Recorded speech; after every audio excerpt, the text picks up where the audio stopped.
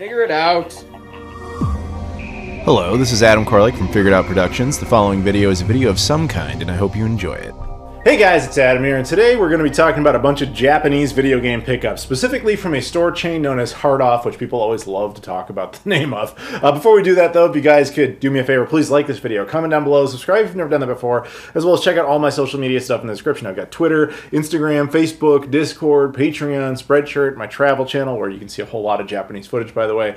I appreciate the support on those platforms. Thank you so much. Let's go ahead and get into it. Now, so here's the thing. This video is going to be two chunks. There's going to be the stuff you see out here, and then there's going to be stuff that's hidden off to the side. If you guys saw the previous episode of Playload, I picked up a bunch of stuff in Japan from a bunch of various stores, you know, just little ones here and there. But then there's two major store chains that we highly focus on to make separate videos on. One is called Hard Off, which is what we're doing today. And there'll be another one just like this called Suragaya Specialty Shop, which is going to have its own video. Also, there's going to be, if you haven't already started by the time you see this video, a bunch of Japanese game hunting videos, actually 7 episodes in particular, where I just kind of crisscross Japan looking for video games. This is just kind of the spoils of that war, in addition to the other videos I just described. So, yeah, I hope you guys enjoy all that content. Now, let's go ahead and actually start talking about some of these pickups. First, starting over here, for the PlayStation 2, one of the things I got, I'm going to say first in this video, but it certainly wasn't the first on the trip. First up in the video, for the PlayStation 2 was actually Oni-chan-bara. Now, what's interesting about this is Oni-chan-bara is now an established franchise that's on a whole bunch of platforms, has a whole bunch of sequels, etc. This was actually the first game, and the funny thing about that is it started off as one of those Japanese, like, simple 2000 games that wasn't taken very seriously. So when I saw it, I was like, oh, I didn't even realize that that never came out in the US. I'll pick that up because it's cheap, blah, blah, blah, and I moved on with my day. Well, not quite. I looked it up and I found out that it also came out in Europe. As a totally different game called Zombie Panic. And I was like, well, I'm certainly never going to have that. That's got to be really hard to find. And this is right in front of me. We never got it in the US, and whatever, I'll just get it. So then I moved on with my day. Then I got back here. And I was going through my stuff and realized I own Zombie Panic on PS2. I don't know when I got it. I don't remember doing that, but that's the same game. Well, the funny thing about that, by the way, is that there was a big thing in Japan to take a lot of those simple 2000 games and bring them to Europe, but not North America. But again, because Oni-chan-bara was never an established franchise, rather than call that game Oni-chan-bara in Europe, they just called it something completely different. They called it Zombie Panic, which is why it's lesser known. So much so that I forgot it existed and that I had it. So in other words, what I'm trying to say is this was a totally pointless pickup, but I still got it all the same. I'll probably give this to a friend of mine. But anyway, whatever. Something that was not pointless, also for the PlayStation 2. A survival horror game called Hungry Ghosts. Now, unfortunately, this game is very Japanese text intensive, which kind of negates my ability to truly play it, but I wanted to get it all the same because I really like survival horror games. You know, these days with like Google Translate and stuff, you could, you know, kind of get your way through it. Now, funny enough, there has actually been a fan-translated effort for this game for quite some time based on what I was reading online, but every once in a while, whenever it starts up, somebody's like, oh, I'm working on it, and then they just kind of, a lot of this stuff just kind of goes away. So to my knowledge, this has never been completed and may never, who really knows. I will say this, the Dreamcast scene is much more committed with those translations. They really bust it, whereas PS2 not as much, but probably just due to the sheer overwhelming amount of content. Then again, I don't pretend to know the programming reasons why one would be easier than the other. All the same is, I'm just saying, yeah, Japanese intensive game, exclusive. This one actually didn't come out in Europe, but yeah, cool. Now, moving on. For the Bandai Pladia, we have a game. Now, you might be like, what's the Bandai Pladia? And I would not blame you, but it does mean you didn't watch my video on it, which is sadness. So, the Bandai Pladia was a console, using quotations there, made by Bandai in the 90s, and it was really... calling it a console is kind of a stretch because basically it was its own unique video format with some measure of interactivity. So like, you know, not just, you know, fast forward and rewind, but like a couple of interactive options, but frankly very limited. The only reason it's kind of notable today is that because Bandai made it and they owned a whole bunch of franchises, including most notably Dragon Ball Z, they made exclusive Dragon Ball Z content for the Playdia. So basically, exclusive episodes of the show that could only exist on that system. That's the only reason that people these days would care about that system. Except for guys like me who are just like into weird, retro, obscure hardware. But the problem with that system is that the entire game library is entirely child-friendly. Like, that's the whole point of it. But while the system was still out, Bandai did make a slight attempt to get into a more mature market. Calling it an adult market implies something different, which is not what I'm trying to say. But basically not just content exclusively aimed for children. And to that end, they created this. This is from the Elements voice series, Aya Hisakawa. You might be like, ooh, it's got a lady. Is this like a nudie game? No, they didn't do that. These are just music games. I don't know much about this woman, but I guess she was a J-pop idol. K-pop would be Korean. J-pop idol that was a big singer in the 90s, I guess. They did 5 of these. And that was the idea, was to just try to appeal to a different market and see if adults would care. I'm going to tell you straight up, based on the box condition of this one, that they did not, because when I opened this, I realized it had never been opened before other than the outer layer, because inside everything is immaculate to the point where the game itself is still cellophane wrapped. Whoever bought this was like, oh, cool, dog. Hard off, where are you at? I'm going to go sell this to you. So, yeah, nothing really that special. But technically, it's part of a weird sub-series of Playdia stuff. The reason I picked it up is that at one time, I used to be like, oh, if I see Bandai Playdia stuff, I'm just going to get it. Because, like, you know, you never see that stuff. It's very hard to find. And on this trip, I saw it so often that I was like, I don't want to waste money and shelf space on it, really. Because mostly it is just child-friendly stuff. And I already have a decent enough Playdia collection, if you want to say that. So this one was only, A, this was the first one I found, admittedly, but B, this was actually interesting because it was part of that subset of mature games, and again in quotations.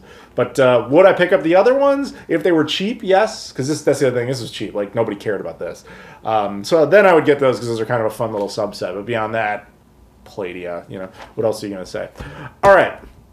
Now, for the original Xbox, if you do not know, the original Xbox by Microsoft was not the biggest hit in Japan, to put it mildly, but Microsoft actually really did try with that system. They tried to get the Japanese on board with it. They made content very much catered to them.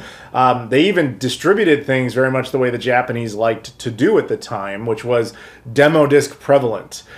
Which is obviously relevant here. I mean, just to sidetrack for a second, like it's kind of unfortunate that system didn't do better, because they did make a lot of really cool stuff over there. There was actually 48 exclusive games. I have them all. So you would probably be like, all right, well, what could you be looking for? Well, demo discs, right? So I actually like collecting demo discs, but only for specific systems, because I just kind of find them to be a fun little niche thing that nobody really does. It's super cheap because nobody really cares. And also it's just kind of interesting to see these little quirks of the time for platforms you love, with this new content you otherwise wouldn't really necessarily have. And to that end, the first one up, Jet Set Radio Future demo disc.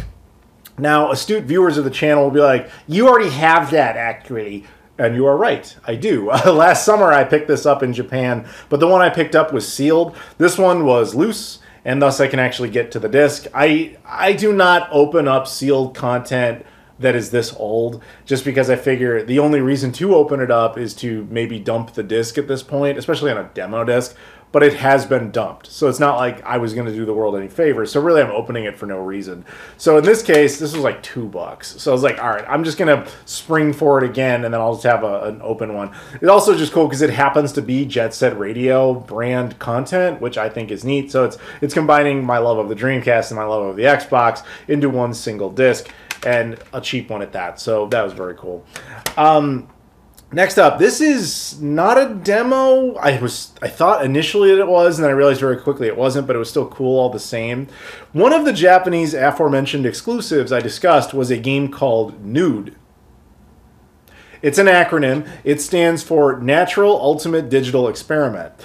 It was a big game that they made for the Japanese market. When I say they, I don't mean like some random off third party. I mean Microsoft Studios. Microsoft Studios made this big game specifically tailored for the Japanese, and they never released it outside of Japan. I don't think it did particularly well because I have seen it there a couple times, but it's kind of uncommon. I have it. I've even got the special edition version with a big box and everything.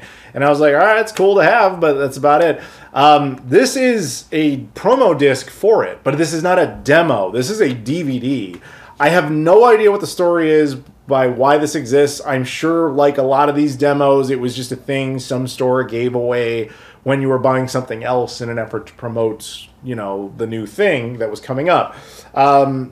Again, crazy cheap because it was of no real interest to anybody except for to me, just because I like little promo materials like this because I think they're cool. But yeah, again, you're talking like this is like $2 or whatever. And then lastly, for the original Xbox, this one is actually a demo disc.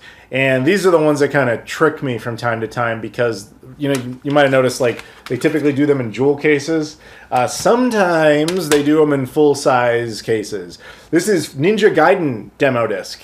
The original Ninja Gaiden. This one is annoyingly sealed, and as explained before, I'm not going to open this up, which sucks because I can't dump this for myself. However, again, it's been dumped online. But I like it because it's got a bunch of like artwork and stuff on the back. It has like the release date, the price point. It's in every way a sample flyer for the game, but also allows you to play it because of what it is. It's an actual disc. But it's a full-size case. So every once in a while, these would show up in Xbox sections, and I clearly just skim past them because I never assumed that they're demos. This one was easy because on the spine it said in English demo disc. So I was like, oh, all right, sweet. Again, couple of bucks. Happy to get it. Moving on. For the original PlayStation, kind of carrying on with my tradition of demo discs, though there is a real game here as well. You might have noticed with PlayStation stuff, I don't really go ham with it like I do with other platforms. It's not for any dislike of PlayStation by any stretch of the imagination. It's kind of impossible to really dislike that brand given how much joy it has brought to us all. But the problem is it's so overwhelming, it's impossible to even know where to start. Like my PlayStation collection has never been particularly robust or impressive. But that said, I do look at it when I'm in Japan and I just go like, well, I don't even know where to start other than like the couple of random little gem items that have either been presented to me over time or that I happen to stumble across. This would be the latter. This is just something I just saw and I was like, oh, cool. I didn't even know that existed. I'll grab that. One of my favorite games on the PlayStation ever, for the original PlayStation, is the first Silent Hill. Well, this is a demo disc for it. And again, demo disc, super cheap. So I don't remember. I know that there were little demos of this game packed into like certain discs that we had, but this is just a standalone promotional demo disc for pennies on the dollar. There's really not worth anything. So that was cool for me, and especially because I'm a big fan of that game. Now, I did pick up a game though. And I can't stress how rare that is for me to pick up a PS1 game in Japan, just because, again, you don't understand. Like when you're looking for Playdia, there's going to be like 2 games. You know, if you're looking for like original Xbox stuff, when it's only demos, there's only going to be a handful of things or whatever. PlayStation, it's like a sea of content, and you don't know where to start. It's overwhelming to the point where you're like, I can't even begin to think about tackling this. So I often don't even try. Because you could easily fill up a suitcase like day one just picking up PS1 stuff, and I kind of need to, you know, go through the battlefield a little bit better than that. But this one I knew was special offhand, so I was like, all right, this is happening. For the original PlayStation, a game that will surprise you that we never got. Mortal Kombat 2. Yeah, this game, Mortal Kombat, like that iconic franchise, Mortal Kombat 2, on the PlayStation was exclusive to Japan.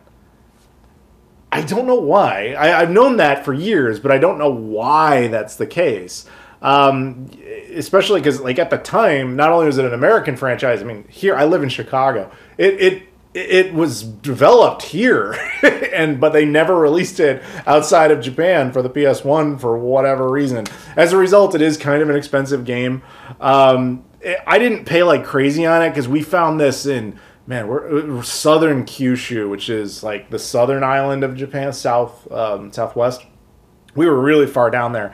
And so this was kind of like, I want to say it was like $60, something like that. Doesn't have the Obi, to be fair. But yeah, I was happy enough to pay that. But when you were used to paying like $2 or $3 for a demo disc, this was kind of a big shift upwards. By the way, we went to like tons of rural areas in Japan, and I'm sad to say our theory on, oh, those will just be loaded with stuff because tourists never go there, was not true.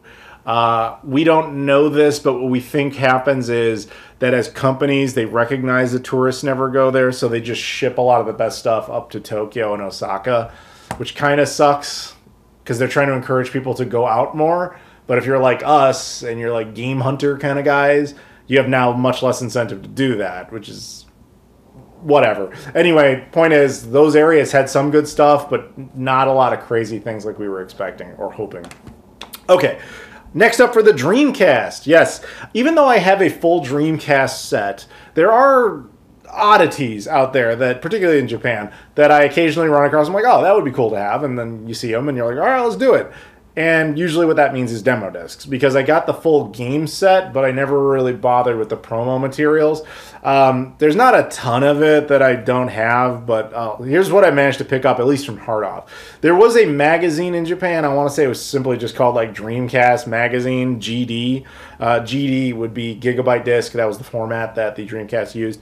And to that end, much like we had the Dreamcast official magazine that it came with a demo disc, they had the same thing. The demo discs are not easy to find, but again, if you do, they're only like 200, 300, maybe 500 yen, which is $1, $2, $3. Like we're talking that range here. So I found a bunch of them at this one Hard Off, just grabbed them all. This is volume number 3. Volume number 4, which is featuring D2, which is a cool game. This one is issue number 5. Now, you'll notice that I don't have the case for this one. But again, this is one of those things where, like, if I saw it again with the case, I'd just buy it again because they're not worth anything. But I figured the odds of, since I'd literally never seen it before, and we're talking like, this was probably like 100 yen because it didn't have the case. Like, you're talking like 60 cents. There's no reason to pass on that. Volume 11, which don't know what game that is, actually. Maybe? Actually, no, I don't know what game that is. And then this one is different. This was not part of the Dreamcast official magazine. This was like a different thing called just Dreamcast Magazine. And it's the Dreamcast promotion disc featuring Blue Impulse. I did dump all these, by the way. So although I didn't need to, they've all been dumped online before. But still cool to get. A game. I actually picked up a game, although it's just kind of a technicality case. This is Samba de Amigo version 2000. So as I understand it, basically what happened with this is Samba de Amigo was a game released in Japan on the Dreamcast. I'm sure you've heard of it. You play with the maracas, all that stuff. They did a slightly they continued to work on the game and then updated it a little bit, and then they released that version in North America. So that's, if you have the American version of the game or the European version, that's the same version that's updated. But then, because they had made so many updates, they decided to reissue it in Japan again for the year 2000. But because they were going to reissue it, they decided to make even a few more tweaks and changes. So technically, this is the definitive Dreamcast edition. And I never had it because it is fundamentally the same game. It's just like some bug patches, maybe some additional music and stuff like that, but not like a crazy amount of difference. Mostly, it would be a Japanese audience that had played the first game and then played this that would notice. But yeah, again, found it for pennies on the dollar, so I was like, whatever, just grab it. Probably the most interesting one, just because of the story behind it, not my story, but the history of the particular item, was this. This is Eternal Arcadia, also known as Skies of Arcadia, At Barai edition. You see that gigantic At Barai strip on the top? So what's that about? So I'll tell you the truth. I had seen this before and always passed on it because I always just misinterpreted At Barai as like a greatest hits or something like that. Turns out that's not what it is. I was actually way off on that. This was a really weird idea that Sega had towards the end of the Dreamcast lifespan in Japan. Basically, as the system was kind of floundering, Sega was desperate to come up with ideas to try and, sell some games, sell some systems, and this was one of those concepts. They thought, okay, maybe people are not biting on the games because they're too expensive. So, like, for example, I don't know the exact number, so just, these are magical made-up numbers, okay? So, like, let's say a new game comes out and it was $60, right? Or the equivalency of.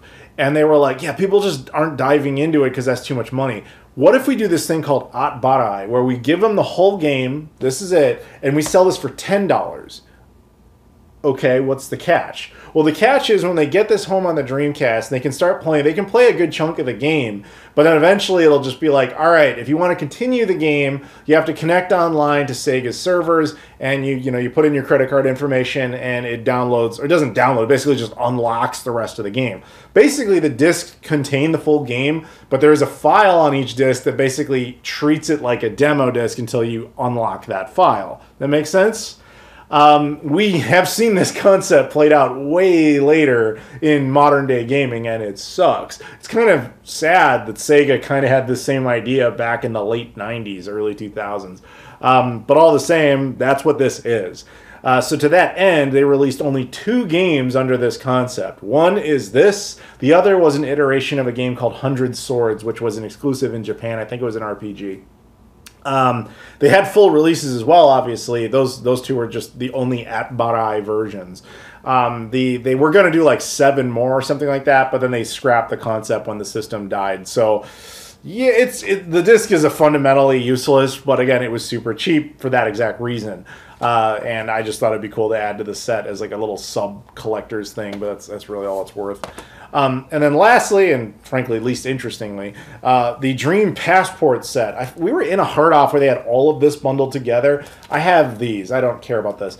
But this was the Dreamcast like chat system in its formal big box. You don't usually see the big box because inside this, there's a ton of paperwork and stuff like that. But there's also just the software that goes with this. You'll see that software 1,000 times over, but the big full box set in good condition, I don't think I've ever actually seen it. So it was a couple bucks, and it came with the other ones. I was like, all right, bundled up, whatever, let's just do it. Because, again, this is a scenario, you're not even talking like $5 for this. So I was like, for a guy who loves Dreamcast stuff, fine, bring it on, happy to do it. So got all that stuff there. Now, moving on. We got a game for the Game Boy Advance, which was a bit of a shocker. I have actually, so I don't really collect that much for the Game Boy Advance. I think it's a great system. It's just that, I don't know, I have a bunch of I pretty much have everything on it I would already want for the most part, except for this one title that I at least can think of off the top of my head. And it was a Japanese exclusive, and I kept going, man, that'd be really cool to have, but I've been looking for it, but I've never seen it. And you might be thinking you know what it is, but I'll bet you're wrong. You're probably thinking it's that exclusive F-Zero game. That would be cool to have. That I have seen. That's always crazy expensive, so that's why I've never bothered with it. But there was a not expensive exclusive that I thought would be neat. And it is Jurassic Park Institute Tour. Yeah, there's an exclusive Jurassic Park game on the Game Boy Advance in Japan only. So the thing with this game is, I actually had been looking for this for years. And last summer was the first time I'd ever seen it. We were at a hard off, and it was right there on the counter at hard off. And I was like, oh man, I would love to have that. There was no price on it. And the reason for that is it wasn't theirs. A guy had just been going in to sell his stuff, so that it was not socially acceptable to like go up to the guy and be like, hey, I'll buy that while you're trying to sell it to the store. You couldn't do that, especially lacking the language skills for that kind of communication anyway. So I was like, rats. Okay, fine. Till next time. And then we found it at this one hard off. It was only like 1,000 yen, which is like $6 or something. Like, it was not expensive. I just had never seen it. And it's one of those funny things because there is, I'm sure a lot of you have gone through this, there is a rule in retro game hunting where that thing that you've been looking for, when you find it and you eventually get it, like, oh, sweet, I finally got it, you now start seeing it again all the time. That sort of happened in this case. We were, I forget exactly what town it was in. I want to say Kamura, something like that. It was down in Kyushu. And we went to this one hard off. We got everything we needed. And there was on a 1-hour walk to a dedicated retro mom and pop video game store, okay? That's a lot of walking in Japan, all right? So we did it. We went all the way out there.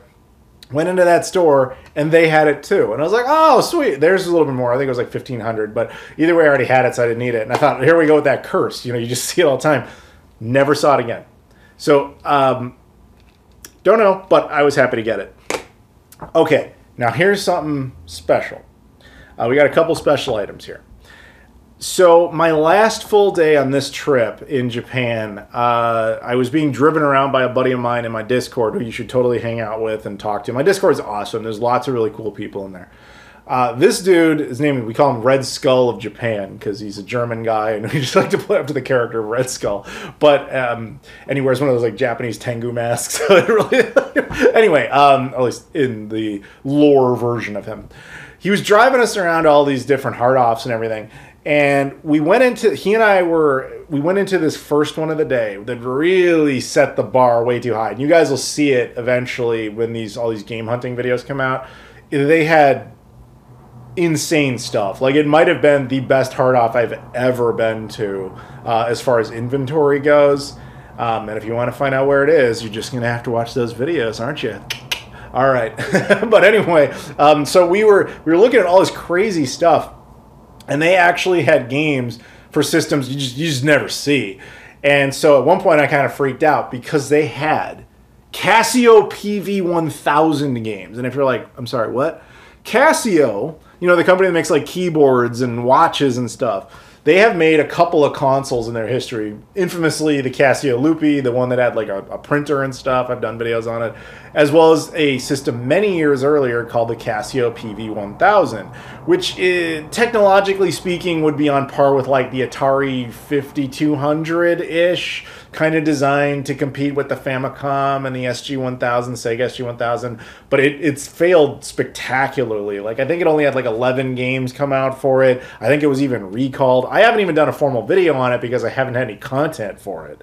But I do have the system. I picked it up last summer, which, by the way, is an achievement in of itself, because to find a system that was actively a flop and recalled because it was that much of a flop, kind of no easy task. But either way, we managed to do it.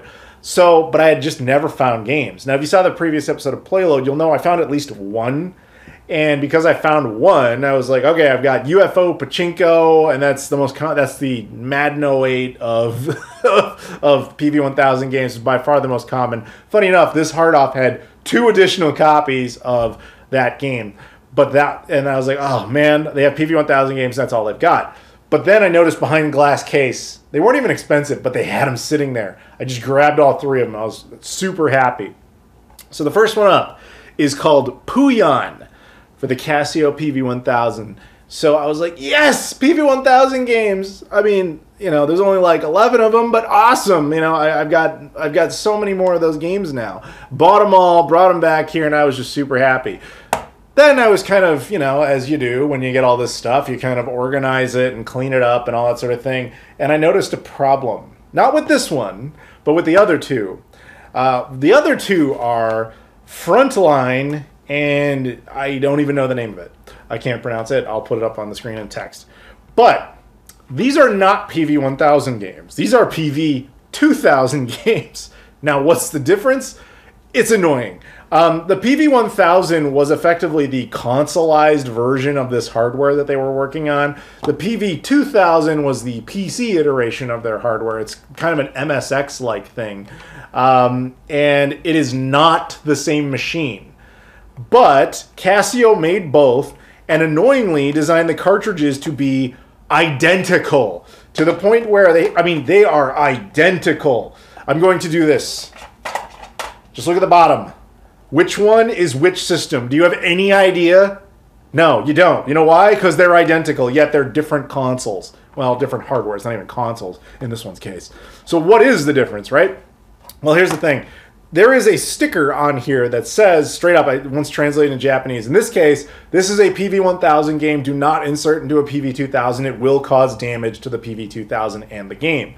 And the exact same message exists in reverse on the PV2000 game. This is a PV2000 game. Do not put it into a PV1000. It will cause damage to the console and the game.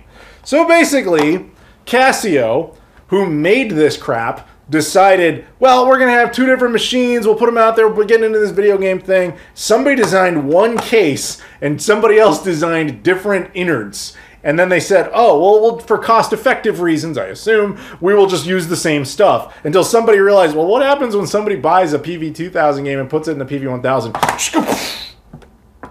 That's bad. How do we fix that? That's going to be a lot of money to fix that, right? well, you know what? We'll put a... Bob's got an idea. Japanese guy named Bob. He's got an idea. We're going to put a sticker on it.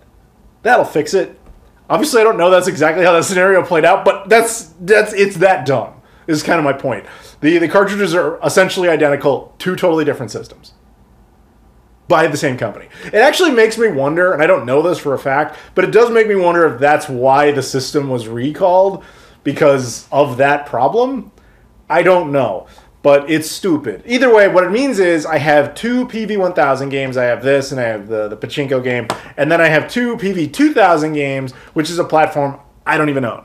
And the problem with that one is I probably never will, because not only is it PC stuff, which I don't really get into much, but also, from what I read online, the keyboard mesh they put on top of the keyboard to type on with the lettering and everything, apparently it was made out of a very defective material and literally just crumbles away over time. So even online, there's no good photos of one, just because they were effectively all destroyed by the natural processes of the atmosphere, which is insane. So games for a system I will probably never have. This is why Casio shouldn't have been making consoles. Okay, but I'll say I don't regret it because they weren't exactly expensive. It's just annoying. Okay, moving on. I got a game though at that same store that I was really happy about, and I was super excited to see. For the Apple Pippin, I got Victorian Park. Oh yes, the GOAT, the greatest game of all time. Victorian Park. I forgot the name. That's how great it is. So what's the deal with this? I don't give a crap about this particular game, as you can probably tell. But the Apple Pippin is a system I never can find games for, and I try. So here's the thing. I don't even like Apple. I think that they make terrible products. And if you love Apple, great. I love it. I don't. The only two Apple products I own is the Apple Pippin and an iPod. That's all I've got. Yes, I own an iPod, and I still use it. What up? Although, to be fair, it's modified. It's got a custom SD card. It's just a husk. Anyway, it doesn't matter. But the Pippin itself, I think, is actually kind of a neat system for a multitude of reasons. But finding games for it is essentially impossible. I try, man. I try. So every time I find one I don't have, I just grab it. I don't even think. I'm just, mine. And in this case, they had one, Victorian Park. It was like $30. Don't even care. Give it to me. Is it any good? I'm sure it's not. But it's a 2-disc game, and I was very happy to have it. Bring it on. I have the largest Apple Pippin library in the world. I've got 6 games. Find me somebody with a better Apple Pippin collection. Games, not hardware. It's one of those systems where, oddly, it's way easier to get the hardware than it is the software. The software you almost never find. But either way, cool to have that. But speaking of hardware, we got a couple little items before we go on to part 2 of this. Just for the Dreamcast, I found a new accessory. This is the Leopard Print VMU. It still actually has the original pull tab in it. If you guys don't remember, basically there's the CR2032 battery in there, the little watch battery that powers these things. And when you would pull the tab, that's when the battery would hit the system and it would activate and it first boots up. With that tab in there, it can't do that. So this is effectively brand new. It's never been used, which is pretty cool. And Japan got a ton of these like custom prints and everything. I haven't been too big on collecting them. I have a few here and there when I found them cheap enough. This was one of those situations where this hard off, they had it. It was behind glass, but it wasn't expensive. So I was like, all right, I'm going to get that. That's pretty cool. I have the controller for it, so it'll match with it. That's baller. But that was pretty much the end of my motivation there. The last thing, though, again, from this part of the video, is another piece of hardware. I got a Sega Saturn mouse and mouse pad. Now, when I first saw this, I was like, huh, that's kind of neat. I actually kind of wanted it just for the mouse pad because I thought it would be a cool mouse pad to actually use. And I took a photo of it, and I posted it in the Sega Saturn Shiro Discord. And they were all kind of like, dude, you should get that. Because it wasn't expensive. I think this was like $10, if that. And it was like, you should get that, not because the mouse pad is just cool, or the mouse is cool. The mouse I've actually seen a few times. But the mouse pad apparently is never usually in this good a condition. And the reason for that is they're typically bent or crumbled or fallen apart. This one looks like it's just been in this plastic bag forever. So it's never really been used, at least that's how it seems. And now I'm like, well, now I kind of don't want to open it up and use it, since apparently even amongst those guys, this thing is kind of hard to find, a good condition mouse pad. So I decided I will leave it packaged up and everybody can just enjoy the display of a nice Sega Saturn mouse pad. Okay, and with that, let's move on to part 2. And we're back. Okay, so not a whole lot in part 2, but as you can see, some cool items. We're going to go over both of them. So first up, what you're going to see here is the Atari 2800. Yes, I said 2800, not 2600. So what is this? This is something that is going to get its own episode of Rare Variants at some point. In fact, both of these items will. It's just a matter of time. This is a version of the Atari 2600. Yes, it is an Atari 2600 called the 2800. This is an officially licensed real product. As I understand it, at the height of Atari's success in North America, they tried to crack the Japanese market, and they kind of recognized they would need to make some changes to do that. This is the only Atari console ever produced that was specifically tailor-designed to what they assumed were Japanese interests. Meaning, it wasn't just, we'll just bring our system over there and we don't care what they think about the size, the design, any of that sort of stuff. This one they cared. They tried to make alterations based on what they expected the Japanese to like.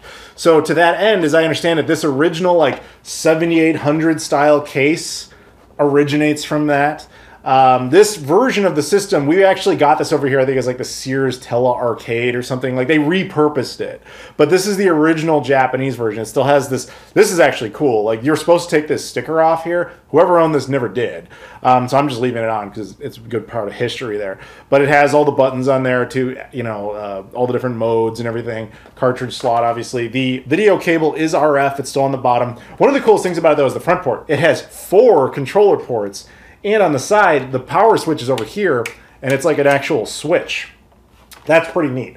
So at some point, I'll do a video on this. It didn't come with anything else. Usually this thing is like, I want to say like 60,000 yen, something like that.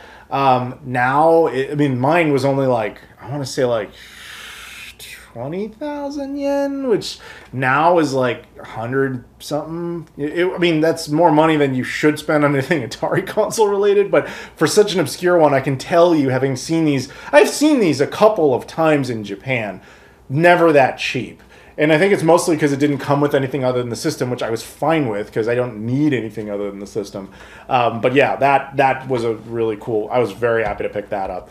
And then the other thing that I got, I did not even know this existed until my buddy Sunshine told me about it because he had one and he's like, how come you don't have this? And I was like, I've never seen it before. This is the Starlight GameCube, also known as the Gold GameCube. This one even comes with a controller, which is even harder to find because most people kind of pilfer those.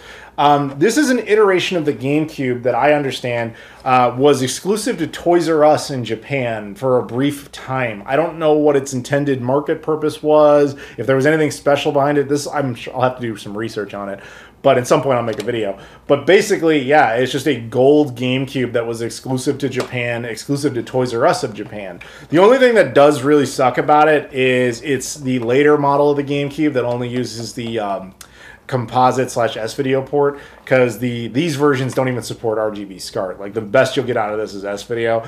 So hypothetically, if I cared about doing this, I would like replace the case and, you know, put the Starlight case on a junker GameCube that actually supports the higher video outputs. But let's be honest, it's a display piece. I don't have any reason to use this as a GameCube. But that said, very cool piece to add to the collection. So look forward to it. I'm sure I'll make videos on both of these at some point. But yeah, that'll do it for this particular video. I hope you guys enjoyed it. Stay tuned. There's going to be another pickups video like this based on all the Surigaya stuff. And I'm saving that one for last because we got the most stuff at that one. And of course, there's all these Japanese game hunting videos, which I really hope you guys are going to check out and enjoy. So until next time, thank you guys very much for watching. Please do me a favor, like this video, comment down below, subscribe if you've never done that before, and check out all my social media stuff in the description. Twitter, Instagram, Facebook, Discord, Patreon, Spreadshirt, my travel channel, etc. I appreciate support on all those platforms. Thank you so much for watching, and I'll see you all later.